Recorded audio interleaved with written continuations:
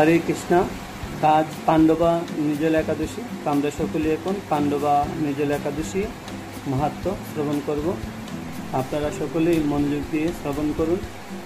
তো পাণ্ডবা নিজল একাদশী মাহাত্ম্যে বলা হয়েছে, যারা এই পাণ্ডবা নিজলা একাদশী পালন করবেন ও ভক্তি সহকারে শ্রবণ করবেন, তার বৈকুণ্ঠ ধাম প্রাপ্ত হবে। হরি বল। তো জ্যৈষ্ঠ শুক্লপক্ষের এই নির্জলা একাদশী ব্রত সম্পর্কে ব্রহ্ম বৈবর্ত পুরাণে শ্রী ভীমসেন বেশ সংবাদে বর্ণিত হয়েছে। মহারাজ যুধিষ্ঠির বললেন, হে জনার্দন, আমি অপর একাদশীর সমস্ত মাহাত্ম্য শ্রবণ করলাম। এখন জ্যৈষ্ঠ শুক্লপক্ষের একাদশীর নাম ও মাহাত্ম্য কৃপাপূর্বক আমার কাছে বর্ণনা করুন। শ্রীকৃষ্ণ বললেন, এই একাদশীর কথা মহর্ষি ব্যাসদেব বর্ণনা করবেন, কেননা তিনি সর্বশাস্ত্রের অর্থ ও তত্ত্ব পূর্ণরূপে জানেন। রাজা যুধিষ্ঠির ব্যাসদেবকে বললেন, হে মহর্ষি দ্বৈপায়ন, আমি মানুষের লৌকিক ধর্ম এবং জ্ঞানকাণ্ডের বিষয়ে অনেক শ্রবণ করেছি। আপনি যথাযথভাবে ভক্তি বিষয়ে নিয়ে কিছু ধর্মকথা এখন আমায় বর্ণনা করুন।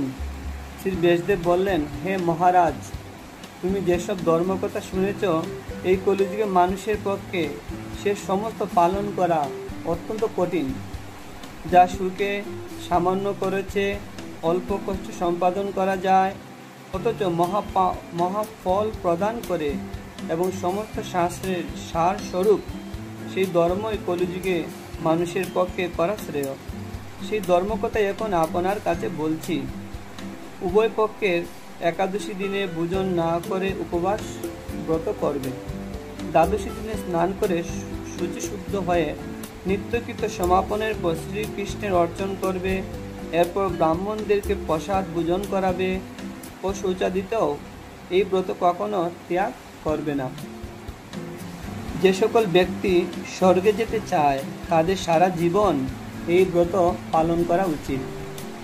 পাপকর্মে রত ধর্মহীন ব্যক্তিরাও যদি এই একাদশী দিনে ভোজন না করে, তবে তারা যম যাতনা থেকে রক্ষা পায়।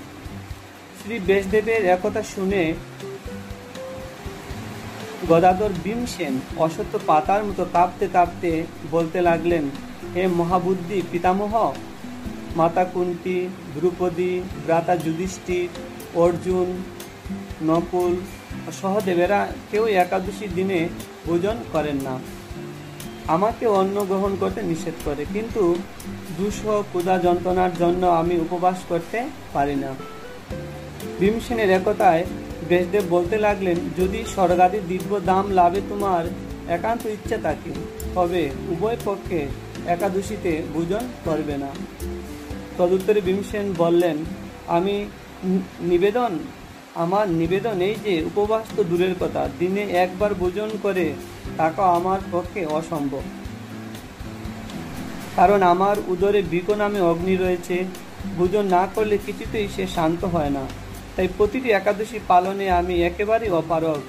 হে মহর্ষি, বছরে একটি মাত্র একাদশী পালন করে যাতে আমি দিব্যধাম লাভ করতে পারি, এরকম একটি একাদশীর কথা আমাকে নিশ্চয় করে বলুন। তখন ব্যাসদেব বললেন, জ্যৈষ্ঠ মাসে শুক্লপক্ষে একাদশী তিথিতে জল পান পর্যন্ত না করে সম্পূর্ণ উপবাস থাকবে, তবে আচমনে দোষ হবে না। ওই দিনে অন্নাদি গ্রহণ করলে ব্রত ভঙ্গ হয়। একাদশী দিন সূর্য উদয় থেকে দ্বাদশী দিন সূর্যাস্ত পর্যন্ত জল পান বর্জন করলে অনায়াসে 12টি একাদশীর ফল লাভ হয়।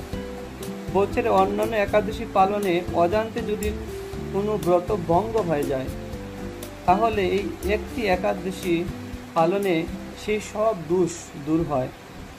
দ্বাদশী দিনে ব্রাহ্ম মুহূর্তে স্নানাদি কার্য সমাপ্ত করে শ্রী হরির পূজা করবে। সদাচারী ব্রাহ্মণদের বস্ত্রাদি দান সহ ভোজন করে আত্মীয় স্বজন সঙ্গে নিজে ভোজন করবে। এরূপ একাদশী ব্রত পালনে যে প্রকার পুণ্য সঞ্চিত হয়, এখন তা শ্রবণ করো। সারা বছরের সমস্ত একাদশী ফল এই একটি মাত্র ব্রত উপবাসে লাভ করা যায়। শঙ্খ, চক্র, গদা, পদ্মধারী ভগবান শ্রীকৃষ্ণ আমাকে বলেছেন, বৈদিক ও লৌকিক সমস্ত ধর্ম পরিত্যাগ করে যারা একমাত্র আমার শরণাপন্ন হয়ে এই নির্জলা একাদশী ব্রত পালন করে তারা সর্বপাপ মুক্ত হয়।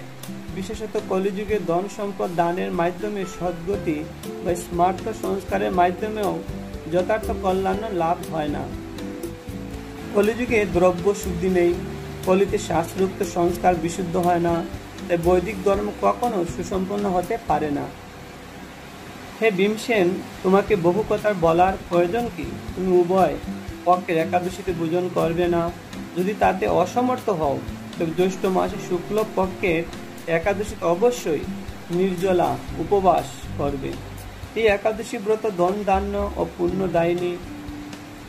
যমদূতগণ এই ব্রত পালনকারীকে মৃত্যুর পরও স্পর্শ করতে পারে না। পক্ষান্তরে বিষ্ণুদূতগণ তাকে বিষ্ণুলোকে নিয়ে যান। শ্রী ভীমসেন ওই দিন থেকে নির্জলা একাদশী পালন করতে থাকায় এই একাদশী পাণ্ডবা নির্জলা বা ভীমসেনী একাদশী নামে প্রসিদ্ধ হয়েছে। এই নির্জলা একাদশীতে পবিত্র তীর্থে স্নান, দান, জপ, কীর্তন ইত্যাদি যা কিছু মানুষ করে তা অক্ষয় হয়ে যায়। যে ব্যক্তি ভক্তি সহকারে একাদশী মাহাত্ম্য পাঠ বা শ্রবণ করেন তিনি বৈকুণ্ঠ ধাম প্রাপ্ত হন। যে একাদশী মাহাত্ম্য কি? পাণ্ডবা নির্জলা একাদশী পালনকারী গৌর ভক্তবৃন্দ কি?